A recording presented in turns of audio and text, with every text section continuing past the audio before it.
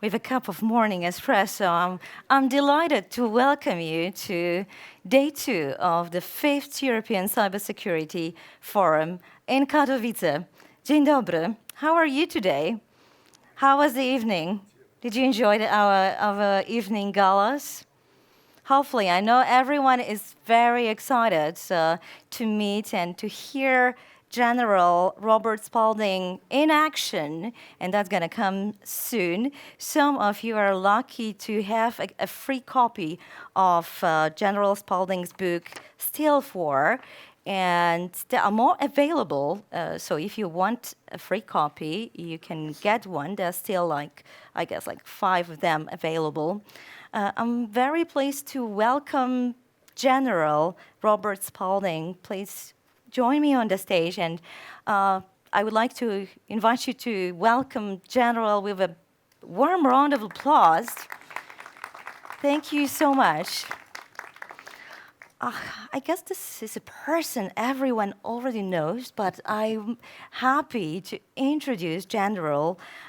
He's the former Senior Director for Strategy in President Trump's administration, Senior Fellow of Houston Institute, retired from the U.S. Air Force as a Brigadier General with more than 26 years of service. He completed his career as the Senior Director for Strategic Planning at the President at the National Security Council and was the Chief Architect for the National Security Strategy. He is a former China strategist for the chairman of the Joint Chiefs of Staff and the Joint Staff at the Pentagon, as well as a senior defense official and defense attaché to China. He earned his doctorate in economics and mathematics from the University of Missouri, and he's fluent in Mandarin. I don't know how to, not Polish yet. Dzień dobry. Good morning. And I would like to invite to the stage Patrick Tucker, who is a technology editor for Defense One, who will have the pleasure of interviewing General Spalding. So, gentlemen, the floor is yours. Okay, good morning, everybody. Good to have all of you with us again today to discuss this book, which I have just finished. It's excellent and recommend it without reservation. And so glad to have retired Brigadier General Robert Spalding here with me to discuss it. The subject of this book, it's hard to understate how relevant this is to really every aspect of modern life, and unexpectedly so. If you're, for instance, a sports fan, as we're now discovering in the United States with the situation with the NBA, Chinese influence is going to have a role in your life. If you like infrastructure, China's influence in the future is going to have a role in your life. If you work with electronic devices, if you have a social media account, if you're concerned about the future of free expression, then China is going to have a role in your life in the future. And we have yet to really grapple with how big, what form of influence that's going to take, and what we can do to ensure the continuance of democratic values in the face of basically a force for its own self-preservation, which is the Chinese Communist Party, and its ambitions globally, and how that's challenging us. So, General Spalding, can I call you Robert? Sure. Okay. So you outline a ton of key risks that are present in the way China is targeting everything from infrastructure to consumer electronics to social media. What are the key risks in China's growing influence ambitions? Well, not only is it a challenge for economies globally, it's also a challenge for just the societies in terms of preserving the freedoms, as you mentioned, freedom of speech, and other freedoms, like, for instance, religion, as you see in some of the groups that are targeted. China targets not just within its borders, but also without. So Falun Gong is one good example of one that they continue to go after outside of China, and those people living outside of China are under threat. Mm-hmm. So in terms, you just left the Air Force and you've spent a long time in the National Security Council. I'm a military journalist and cover a lot of defense issues. And in terms of the military risks, that you outline. One of the things that I think is underappreciated about the Chinese military budget, it's much smaller than the US military budget, and a big portion of it is actually allocated to things like domestic policing. So a big portion of what China calls its military expenditure is actually goes towards surveilling its own population. So I wanted to get your sense of what are the strategic military risks that are present coming from China right now, and how should we understand them considering that our own, in the United States, and certainly NATO, our own military expenses are so much greater. So it would seem like we're in a very safe position strategically, but you don't think that that is so? Well, I don't think so in terms of the conventional military balance in the Pacific. Clearly we have sufficient nuclear forces to act as a deterrent, but they have arrayed, essentially using ballistic missiles, intermediate range cruise and ballistic missiles to have an overwhelming force on their side of the first island chain. So I think this is a challenge if you're worried about, for instance, a Taiwan scenario or other scenarios where essentially an overwhelming amount of force on one side is not balanced by an equivalent amount of force on the other side, particularly because of the weapon systems that we've chosen to rely on in the West, which, quite frankly, more around tactical aviation as kind of the bedrock. And so when you array mobile ballistic missiles or mobile cruise missiles against, tactical aircraft, those become actually pretty good targets for ballistic missiles. And actually, mobile ballistic missiles are very hard to find and very hard to kill. And so when you wargame these two scenarios, the way that you actually provide for balance, strategic balance in the conventional sense, is to have an equivalent, capability on the other side of the first island chain. And I think other people have said this. Quite frankly, we have just not had the capability to meet it, and so we've used rhetorical, rhetorical devices to cover up the fact that this INF treaty that we had with Russia was preventing us from actually creating the type of counter that would actually stabilize the first island chain. So we just left the INF, and part of the reason was because as the previous administration of the United States had documented, as different NATO allies had documented, Russia was in flagrant violation of the INF treaty. But we don't have right now plans for creating a comprehensive treaty that would encompass emerging nuclear capabilities coming out of China. What would such a treaty look like? Is there any chance that we're actually going to be able to make one? No, because the Chinese have no interest in talking about strategic stability or any kind of treaty. They shoot for minimum deterrence, which is really a survivable second strike capability because, quite frankly, if you look at, and the book is about the competition, the military competition moving from the 20th century to the 21st century, which was much more focused on economics and finance and information because nuclear weapons really make war far too devastating to contemplate for. So that's why the Chinese have never sought, essentially a level playing field when it comes to nuclear weapons because they say it's quite frankly irrelevant. Why? No country is going to want to trade a city or 10 cities, so why continue to waste your wealth on building more and more nuclear weapons when really just having the capability to destroy one major city is devastating enough to act as a deterrent. All right, so understanding that there's a ton in this book that we want to get to, and I don't want to stick on the military stuff for so long, but we do have a preeminent expert in it, so I do want to continue to poke this just for a minute there. Chinese nuclear arsenal in terms of its number and quantity is not going to match that of the United States, but a lot of the military experts that I talked to, and really, of course, this is also reflected in the most recent U.S. military budget, very much concerned about the new platforms that China is developing, particularly in the hypersonic space. Do you think that we're finally, within the West and within the United States in particular, do you think that we're finally at a point where we're recognizing and dealing with the strategic threat that Chinese hypersonic capabilities present?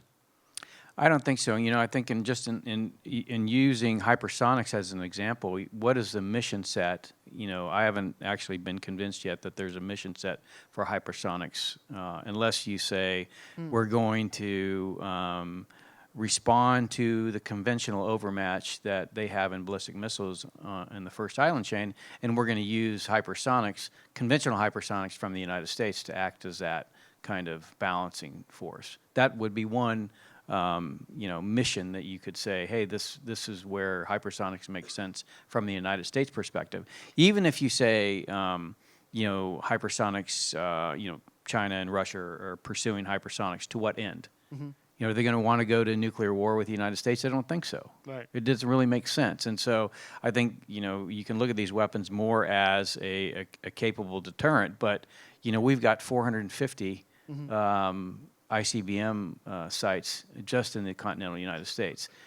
I just don't see that, those being under threat from hypersonic missiles. So again, what are you using it for? What is your intent? I mean, we just really have to think about, explore where this becomes a challenge for strategic stability. So this is a good segue to what you identify as kind of the actual point of conflict with China, which isn't, as you say, like this old-fashioned Cold War way of looking at geopolitical friction, where we have, the number of hard military assets versus the number of hard military assets that they have, and what that means for our power versus theirs. As you describe, it's a war that's taking place in a variety of fields that affect everyday civilian life, and it is very real. One of the key anecdotes that I thought was very moving to me, made me feel almost an anaphylactic reaction. Tell us about Roy Jones, and what does Roy Jones represent? Yeah, so Roy Jones represents the power of... Well, first, who he is. Yeah, so Roy Jones was a mid-level employee for the Marriott Corporation, worked in their social media department, and he one day he sees a tweet basically thanking Marriott for supporting Tibet. And of course, it was the tweet was done by a Tibetan dissident group. So he liked the tweet, as an employee for Marriott, and which is his job, was to like tweets about people congratulating Marriott. And the Shanghai Tourism Bureau, saw it, and Chinese Communist Party contacted Marriott and said, hey, you need to deal seriously with this person and apologize. And so they fired Roy Jones, who was making $15 an hour working in Omaha, Nebraska, and apologized to the Chinese Communist Party. And you mentioned the NBA; it's the same issue. Mercedes-Benz has dealt with this. Tiffany's, Cathay Pacific, the CEO resigned rather than give up employees that were attending Hong Kong freedom marches. So, I mean, the power of the state using finance and economics. As opposed to where we would have seen in the past, where you use military forces to conquer and subdue free people. Now you don't need that. You can reach right into either their corporate level, or as 5G gets deployed, much more on a personal level. Yeah, so I find this anecdote amazing. He liked a tweet. He didn't even retweet. Like it's this impulsive. Every day we open up Twitter and we interact with that platform as though no one were watching us. We just randomly do what we do. And this guy in Omaha, Nebraska, protected by the entire U.S. Security apparatus, had his job taken away because he antagonized the wrong party at the wrong time by liking a tweet. It's kind of amazing when you think about it, and I think pretty terrifying. As you point out, it's incredibly relevant right now because we're just beginning to get a sense of the size of China's, within social media particularly, and especially related to right now Hong Kong, the actual size and footprint of their potential social media presence. It's not in your book, but I think it's an interesting and relevant statistic. In March, there's a cybersecurity company called Recorded Future, and they put out a study looking at the presence of the Chinese Chinese government on American social media platforms, and they estimated that as many as 500,000 people in China might be involved in the direct, like as an occupation, in the creation of propaganda, both for domestic consumption within China and also for foreign consumption abroad on US social media networks. And I bring that up because yesterday we had a representative here on stage from Facebook, and Facebook, as well as, you look at comments from Mark Zuckerberg just the other day, they're very anxious to separate themselves from other platforms that they feel aren't being vigilant against this threat.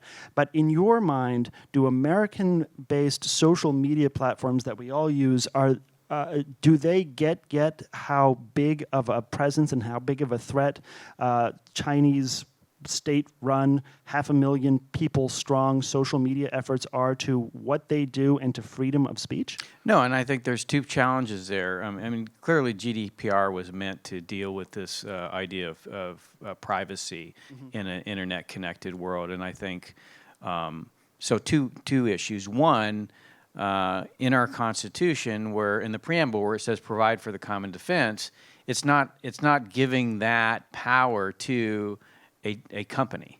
It is giving that power to the federal government. And so the idea that, and so clearly we have a challenge where the common defense actually now expands into the digital sphere, not just in terms of your data or your intellectual property can be stolen, but your life can actually be influenced through social interactions, through social media. So the idea that companies would provide for the common defense is really counter to our system, our democratic constitutional republic. So that's one challenge. The other is, you just said, there's 500,000, up to 500,000, I would probably say more, arrayed against this because you can bring contractors in, which they clearly can do if they need to surge capability, is arrayed against Facebook. And Facebook is going to, as a business model, right, as opposed to when the U.S. thinks strategically about how much nuclear weapons it needs, it really is not a matter of, a profit question. It is a matter of, or in the case of Facebook, a margin question. It is a matter of protecting the American people. And so Facebook, Mark Zuckerberg doesn't go to bed each night and wake up every morning and think of, how can I protect the American people? That's not his job. His job, he's got a fiduciary responsibility to shareholders. That is a completely different problem than the Secretary of Defense or the President of the United States has in terms of protecting the American people. So we have a structural problem in terms of how this capability has evolved in terms of influence on our societies, and how government has really responded to that in terms of, even GDPR, quite frankly, with its extraterritorial nature, is still insufficient at providing a counterbalance because, quite frankly, the problem of free data, of open data, of unencrypted data, and the fact that you don't own your data is a challenge for democracies. And I think that's the thing that we've been slow to recognize, is that this ability to aggregate data is the equivalent in our current context, and will be even better or more powerful in 5G context for aggregating power. And so right now what you see is, in this sense, in the social media sense, in the ability to influence at the individual level sense, you have tech companies, large tech companies, and you have totalitarian regimes that have the ability, because they can aggregate data. Democracies can't. Yeah. The U.S. federal government cannot aggregate data on you or me. It doesn't have the legal capability to do it. That's one of the reasons the Global Engagement Center in the State Department has not really been successful, because it has an inability to actually aggregate data to sufficient capability to balance either a totalitarian regime or a large tech company that's seeking to use that data for other than just making profit. The Global Engagement Center insists that they are successful, but I take your point. I beg to differ. Yeah. No. So does I think most objective analysis of how well they've actually done so far, precisely for some of the reasons that you talk about. But you actually just brought up a policy proposal or an idea that I think deserves a little bit of looking at now. Open data and the ability of individuals to own their own data, to understand exactly what, whether it's ad networks that are working through Google or social media companies that are also their own ad networks, the ability for an individual to gather, understand, and own that digital footprint their every digital interaction. That is, you just said, perhaps a defensive necessity against social media influence and other forms of influence from the Chinese government. Is that a fair estimation? Yeah, and I would say it's a digital equivalent to the U.S. Second Amendment. So the Second Amendment, the purpose of the Second Amendment is if our democracy fails, to allow the people the ability to defend themselves against a repressive government. That's the basic premise behind that. Yet in today's world, you may be oppressed either without knowing who's doing it, right, in the case of the Russians or the Chinese today, or even knowing that it's happened, yeah, or happening, yeah, right? Your kid, you look at the social credit score in China now that's evolving. Your kid doesn't get into school. You don't get a promotion. You can't, get a loan for your house or buy a car or get on a train or get on a plane. All of these are decisions that you may know why, and in a lot of reasons, even if you've seen with what's happened since 9/11 in the U.S. in terms of getting on lists, yeah, right? You may not know why, or even how to, correct whatever problem you're on. And so that's the world that, not having an understanding of who's using your data and for what purposes creates these challenges to, freedom. So I, as a resident, unfortunately, of Washington, D.C., I find this idea fascinating because, you were in the Trump administration. You seem to not be like a sort of in the mold of Elizabeth Warren or exactly anything like that. And yet what you're describing is the same thing that a lot of people from really both sides of the political spectrum have said is really important, which is compelling large companies, ad networks, and also social media companies to make available something that they now consider their property to the individuals, the users that are creating that data that they then monetize. So that's something that, what would that look like? That would mean that I would be able to have potentially my own data. I would be able to make create an understanding of the own probabilities of my own behavior around it, and that would change my, I suppose, vulnerability to coercion. Is what that would look like. And it would be something that the state would compel from these companies. So I don't think the state can compel it. And I think that's the difference, and I think that's the purpose of GDPR is just to compel these companies. But you can't compel the companies because you don't actually have the ability and the technology to compel them. You can fine them, sure, but if it's in the case of a Chinese company, they may not pay the fine. In fact, they probably won't pay the fine because that's the way they behave. And so the idea was, and this is why page 19 of the National Security Strategy, it came out at the time as an odd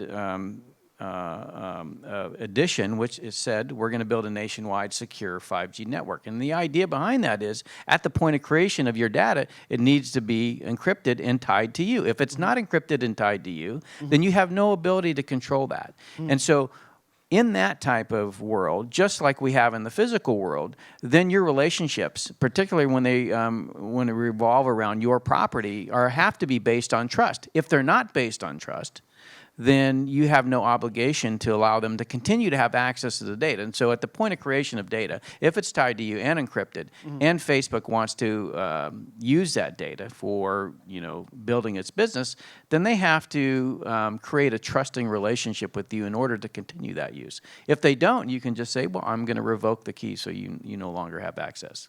Okay, and I want to turn back to the social media companies in a little bit, but first you hit upon 5G and your particular 5G proposal, which also sounded, I think, kind of revolutionary and kind of like also a potential big expanse of government, but you said that it was really necessary. So right now we're having a huge and I think difficult and not, from the perspective of the U.S. government, extremely successful debate about what to do about Chinese cheap 5G telecom equipment flooding the global marketplace. We've sort of stamped our foot about it in the United States. The State Department and Mike Pompeo has gone around the world stamping his foot about why we shouldn't do that. And now there's been a series of solutions proposed. Your proposal was what? Tell everybody the proposal that you tried to bring to the administration. So the idea was, number one, to study 5G. What was it? It's really about, it's a much bigger pipe than 4G. Number one. Number two, it also provides compute. So it's not just a network, it's also a computing platform, which means that it combines in the 4G world the smartphone, which is a platform for apps, services, and business models with the network. And so in the United States, in 2007, we were the first one to come up with the iPhone, right? And Steve Ballmer and Microsoft laughed at Steve Jobs and said, "What are you going to do with this?" Well, if you had it when they had a 3G network in the United States, you could see where Steve Ballmer was coming from. But we were the second country to build a 4G network.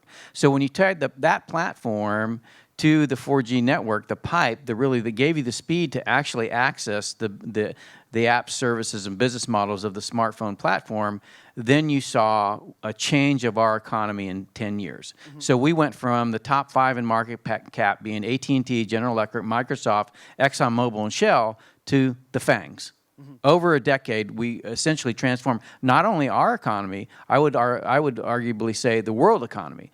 Now, if you take that and you fast forward and say, okay, if you build 5G that way, right, and it becomes a platform. So it's not just the network, it's also the platform for the app services and business models of the Internet of Things world, that's what it's going to be.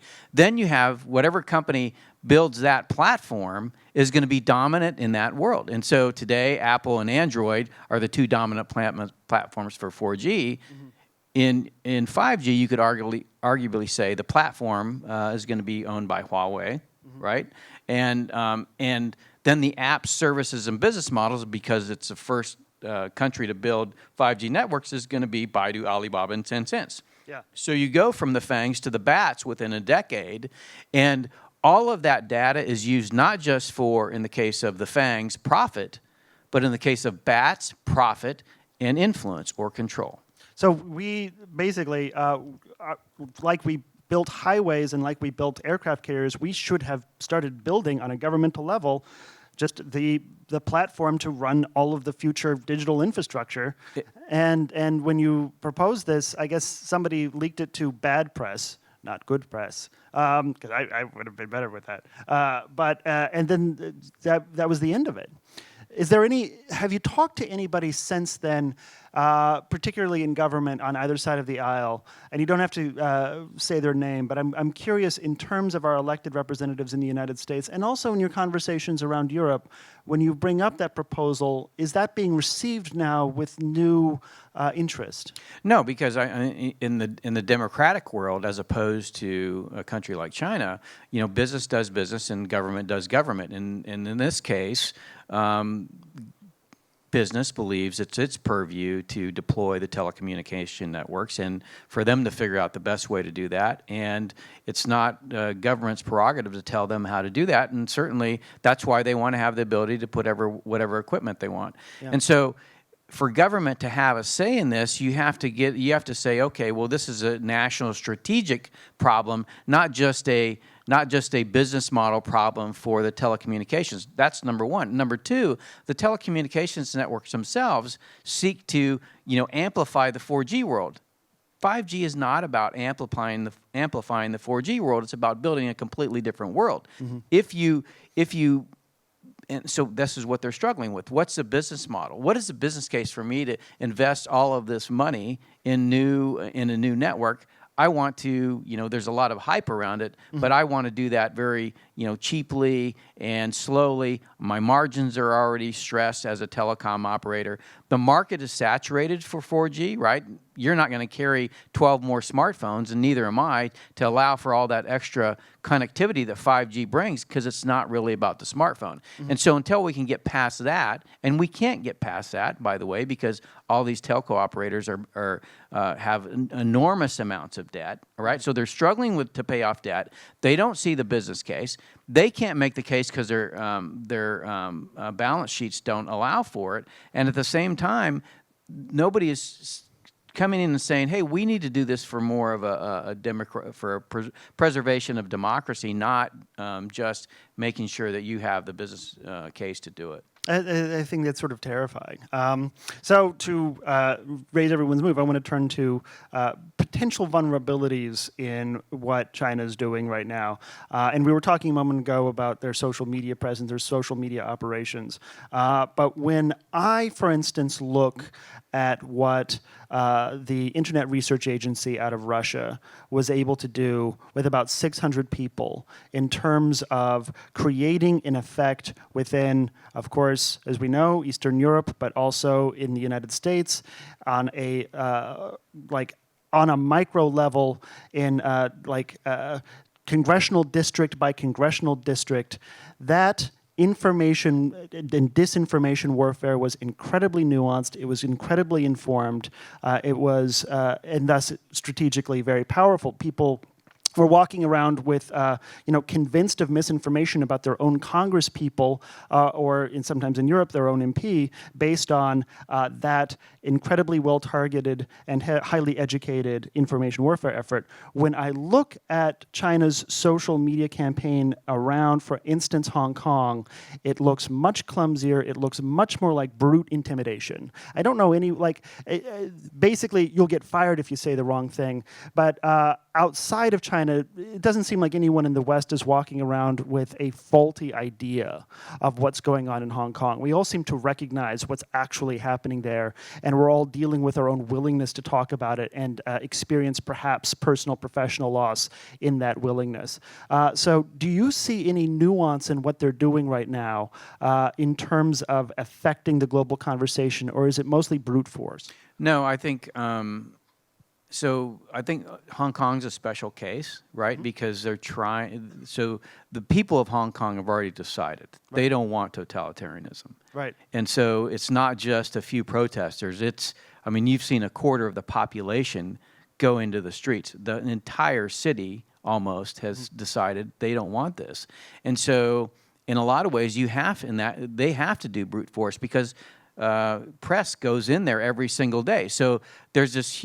So in a lot of ways, when you're talking about what are the reasons that continue to have a military force? Well, in the United States, we still have a free press, right? And so then trying to convince a population that has decided on something, you almost are left with brute force. If you want to look at a more subtle application of influence, then look at the Philippines, right? So the Philippines, Duterte wants to have a closer relationship with China. There's some angst about that, and so there's a very subtle influence campaign that helps to essentially enhance what Duterte is saying about his relationship with China. I think in that case, you don't have a population that's decided they don't want to have anything to do with China, particularly the fact that they can do infrastructure investment in the country or create jobs. And so in that case, it's much easier to make the case. Hong Kong, I think the population's already flipped in terms of what they want. And so trying to push them back when they have the ability to fight back in the information space. See, this is why, by the way, China built the Great Firewall, and that why they have all of these, 50-cent army, because they realized that you could bring the power of the state to flip that model. And there's a good Harvard study talking about dissent happens in China. Collective dissent is what is prevented from the state. And so they have a good job of understanding when this kind of collective activity is happening within China because they have built the infrastructure. So in a lot of ways, what we have in the national security strategy is a counter to what China has built within China and then seeks to expand through the digital Silk Road. So the ability for it to brute force using its large population, the 50-cent army, and the fact that it owns the fiber, be able to suppress collective dissent in the areas where they can have control, digital control. And so they don't have digital control yet in Hong Kong, and that's why they have such a challenge. Yeah, that's so it's subtle and more insidious, and that's part of the reason why we're not talking about it, especially in the West in the same way we're talking about the effects of the Internet Research Agency now, because we're not actually perceiving it, and it has yet to kind of exert a big cost in the same way that the IRA did, and so the discussion doesn't happen at the same level. But I want to stick with Hong Kong for a second. And first, even though obviously predictions about the future always hard is what Yogi Berra said, but better. Making predictions is hard, especially about the future. That's Yogi Berra. How is Hong Kong, do you see it going to play out? We're seeing this friction. It seems like two intractable sides, each gathering momentum. And the resolution potential between them seems to be diminishing rapidly. Well, yeah, I think the Chinese Communist Party seeks to portray the protesters in Hong Kong as terrorists, like the 9/11 terrorists, and their goal is to convince the rest of the world that they're not peaceful protesters; they're actually, like terrorists. I think that's going badly for them. I don't think that's going to change because they're not terrorists. You're talking about, again, the whole population of Hong Kong that's decided they don't want this type of rule. I don't think the Communist Party is going to stop wanting to subjugate Hong Kong.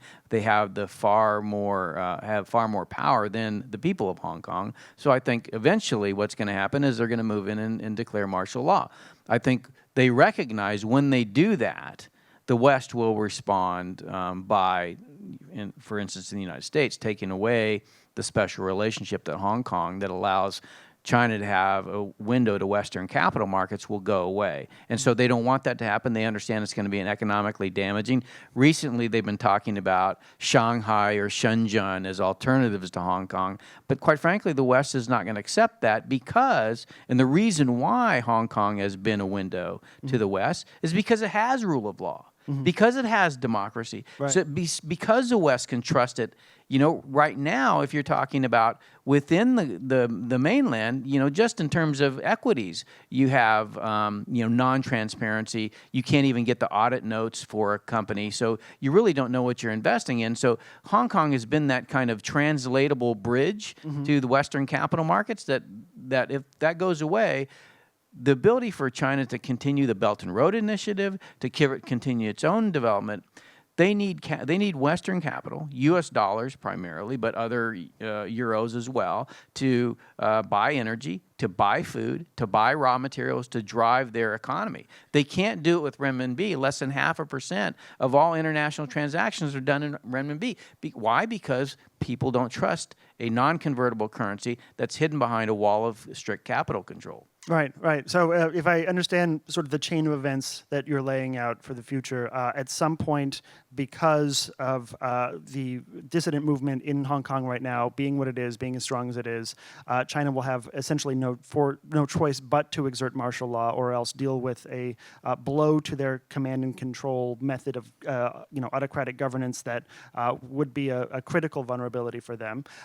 Doing so would be a heavy price in terms of their access to international markets because there would be an immediate Western reaction, but it might be a price that they can anticipate and thus begin to buy down through preparation. Right, which is, I think that's what they're doing now. I think they've already, when they tore up 50 pages of the 150-page agreement and said, hey, we'll sign this one, they had made the decision at that point to decouple. I think Hong Kong just accelerates the process for them. The question is, are we decoupling? And I think what Vice President Pence said in his speech just the other day at the Wilson Center is that the Chinese back in June 4th, 1989, decided to decouple. We allowed them to. Yeah. We allowed them to decouple from the world, but still get innovation, talent, technology, and capital in, right? So their entire system has been predicated on the fact they need to essentially drive ideology deep into China, into the Chinese people. And in order to do that, they need a shield from the outside world, but they still want the innovation, technology, talent, and capital to come in. And so they've used that shield for their population to then, especially since 2008 and the financial crisis, to begin not only to influence within their own society, to begin to push that out through those economic and financial relationships. Another way of saying this is they've taken innovation, technology, talent, and capital from the West. They've brought it into China. They've repackaged it in Chinese Communist Party ideology and re-exported it to the world. And this gives them enormous influence influence in a globalized, internet-connected world. Right. Or another way to say it, as my mom might, they already broke up with us, but we're still doing their laundry. Right. So Yeah, they're the girlfriend that we keep pursuing, and they're like, sorry. yeah, right. But on this, because you brought up something that I think is really important, and it's a point of, I think, contention that I had with your book. It's a moment of disagreement because you talk about talent, and there's a big section of the book that's devoted to Chinese scholarship in the United States. This is an issue that Mike Brown, who's the head of the Defense Innovation Unit, has also brought up. But at the same time, in my conversation with him, he was also really clear, and I think that this aligns with my feeling of, in being a journalist in the West as well, is that there's a lot of Chinese students that are coming to school in the United States, but the openness of U.S. institutions, particularly institutions of higher learning, that's a core strength, that's a key asset. It's one of the key things that differentiates our society from the society that we're looking to contrast ourselves to. And every student that comes to the United States learns our way of life, as it were, sees the opportunity that's present in the U.S., both in terms of financial gain, but also in terms of the enjoyment of freedoms and to pursue one's own objectives. Every Chinese student that does that becomes an asset to us and a loss for them. Is my way of thinking about the value of open and free higher education in the United States. And you have a sort of different point of view. So what is that? Yeah, so I think, first of all, when they did this decoupling in June 4th, 1989, and then they started this forced indoctrination at every grade level within China, they also created externally to China this apparatus for monitoring and controlling this, what they would call Americanization of students, right? And so there's actually a good New York Times article, I think it came out 2 or 3 weeks ago, by a female Chinese author that describes her experience coming over to the United States to experience that open education environment. What happens today is we have 500,000 Chinese kids in our university system.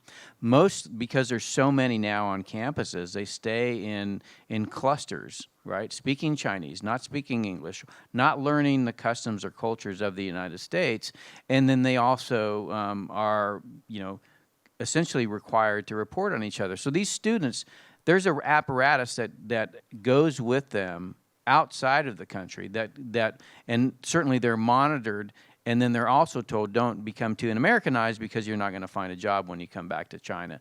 And so in a lot of ways, what used to happen, you would go on an American campus and you would be, you would learn, the cultures and the histories and kind of experience democracy in its full sense.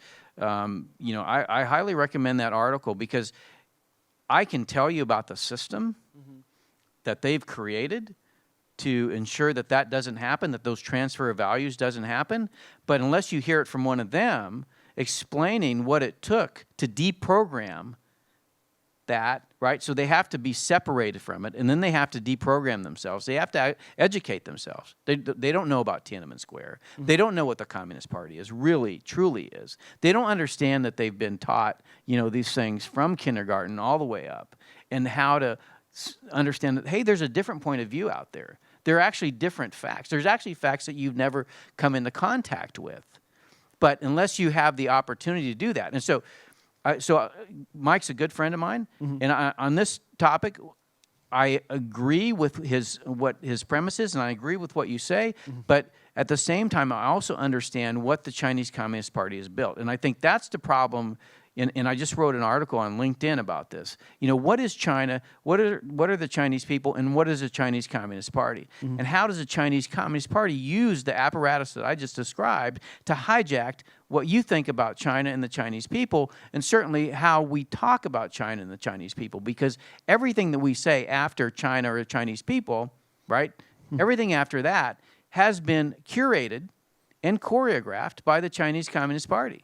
So when they say, hey, you've just angered 1.4 billion Chinese, if you go talk to the Chinese, maybe they'll be angry, maybe they won't be, but they've had their voice taken by the Chinese Communist Party, not only in terms of what what is the prevailing outside of China notion of who the Chinese people are and what China is, but also in terms of actually having the opportunity to challenge their own framework of existence that currently exists within China. And because they built that and extended that apparatus into democracies, and we allowed them to, through things like the Chinese student associations and Confucius Institutes, then it becomes very difficult for them to break away from that.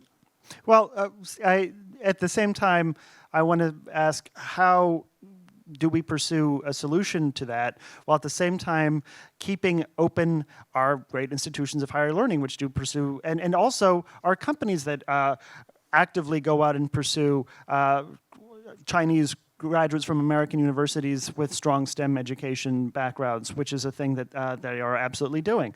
Because I actually like in America where there's enclaves of people that not only speak a different language, but don't even speak English. I think that kind of helps with our diversity thing. I like living in a country where there's lots of pockets of people that are different from one another and can be in their community. And I feel like all of them together is the key thing that America brings to the world. It isn't malls and it isn't cars with overly large engines. It's that opportunity. So how do we preserve that while at the same time being aware of this kind of indoctrination operation that you described that happens in China at a very early stage? With such a very highly technologically sophisticated, and as you mentioned, a very large within China, People's Armed Police and Ministry of State Security, and the ability to threaten or coerce the families of those students, it is quite hard. It's quite difficult because, they have to go back to China. Yeah. Right? I won't reveal who it is, but we have friends that have lived here or lived in the United States for many years. Their kids actually went from, kind of middle school all the way up through high school, and now they're dealing with the fact they've got to go back to China, and their kid has become Americanized. And so the kid will come home and say things to the mother like, the mother recognizes, okay, this is not okay to say in China. Right. Right? So you have to modify your speech. You have to change the way you think because you cannot be talking like this when we move back into China. And so it's very difficult to, in this case, this kid grew up in schools in D.C., right? So there's not a bunch of Chinese students that they can hang out and actually they can kind of reinforce the talking points and kind of the ideology of the Chinese Communist Party.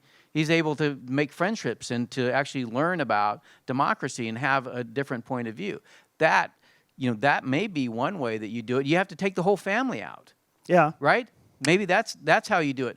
But clearly, the Chinese Communist Party has built within our own societies the ability to control the narrative within those enclaves of Chinese students right now. And so you have to figure out, number one, you have to be aware of it. And number two, you have to figure out how do we break through that? How do we allow them to have the opportunity not just to come here and essentially be immersed in Chinese Communist Party ideology on a university campus in the U.S.? Because that's clearly not what we want. I mean, you're when you say, hey, we want to have them enclaves of talking and being together, then you want to say, hey, but they still should have the opportunity to have different points of view, right, or be exposed to different points of view. Sure. Yeah. Right. Yeah. So you would have to say, okay, how do we do that? How do we inject that, and then is the Chinese Communist Party then going to reject that person? So we have to consider that. And then what are the challenges that they have for their family back home that may be threatened by the People's Armed Police or the Ministry of State Security? Yeah. So all of these things you have to come into play and think about. So if we could have a program, I'm just sort of spitballing a policy solution here that will be contrarian to some folks in D.C. right now, but if we had a policy similar to the immigration policy that we pursued like Cuba, where we tell people from China, hey, listen, we're going to give you kind of a special status so that if you want to bring your family over, we're going to encourage that. We can actually fast track, as long as it happens in a comprehensive way, we can fast track immigration to the United States. That's something that we have identified as a priority. Might that have an impact on the situation? Well, I think then you would have to say, okay, but you're going to have to go through this process of understanding of who we are as a people, what Right. our country represents, what is the history of our country, what is the history of your country, because it can't just be you're going to come over. Right. Because you have to also there has to be a process, and I encourage you to look at this article by Li Yuan Yeah. in the New York Times. There has to be a process of deprogramming, because unless you have that, you have the just in Chinese language media itself in the United States, almost entirely controlled by the Chinese Communist Party. Yeah. So even if you're watching TV in D.C. in the Chinese language, it's all driven by the Chinese Communist Party. So you have to find a way. Democracies have to find a way to figure out an alternative for Chinese language speaking people outside the diaspora, the Huaqiao, the word that they use, for them to have an alternative, environment where they can actually experience openness. It really has to be well thought out, and I think first of all, understanding the problem is we're not going to solve this on the stage, but understanding the problem, and then we can start to work through, okay, what are the solutions that actually make sense, that actually make their families back in China safe, and also allows them to have a good experience. Because you're right, we want to bring people into our universities to experience what it is to live in a free country, so they can go and they can say, hey, this is positive. One of the powers of the Chinese Communist Party has been to convince the rest of the world that they have a better model. And this is what Americans tell me. Well, democracy is far too messy. We need that, totalitarian model here in the United States so that we can have much easier decision-making process in terms of policy. And I say, you have no idea what you're asking for. You've never lived in that system. You've never been exposed to it. You don't know what you mean. But because they've been able to package it, in fact, 3 weeks ago, I got a text from my son. His teacher at University in New York said, China's a democracy. I mean, where does this stuff come from? But this is what they've been allowed to basically take that talking point of China, what China is, and portray to the world that they're a democracy, so that we can be fully connected in a globalized internet powered world. Yeah. For those at home, China's not a democracy. So we have a minute 30 left, and I wonder, we've got maybe enough time. As you said, we can't work through all the solution space here, but in terms of top 3 things that consumers, regular voters, and also policymakers can do right now, what are they? Yeah, so democratic principles and free trade principles go together. In other words, open markets don't lead to wealth. Wealth leads to democracy. That we need to put a stake in that and just say, no, if we're going to go out in the world, then it has to be a combination of free market principles and democratic principles that we focus on. It's about principles, number one. You have to protect across all elements of globalization: finance, trade, investment, immigration, media, politics, academia, the internet. All of them you have to look at. What are the influence of totalitarianism, and how do we protect our democracies collectively against that? And then most importantly, and this is what I talk about in the book, invest in your people. Invest in STEM education, invest in research and development, invest in infrastructure, invest in manufacturing, in the industrial base. We haven't invested in any of those for the last 3 decades. And I'm not talking just the United States. I'm talking all over the world. The only people that have been investing in that are the Chinese. They've been invested in all 4 of those things. And so it's allowed for growth and strength in China and basically flatlining economies and societies in the rest of the world. Okay, so the message is be like the Chinese. No, just kidding. Ladies and gentlemen, this has been a fascinating conversation for me. I hope you agree. Please join me in thanking retired Lieutenant Brigadier General Robert Spalding. Book is Stealth War. It's out now. It's a great book. Highly recommend it. Thanks so much. Thank you. Yeah.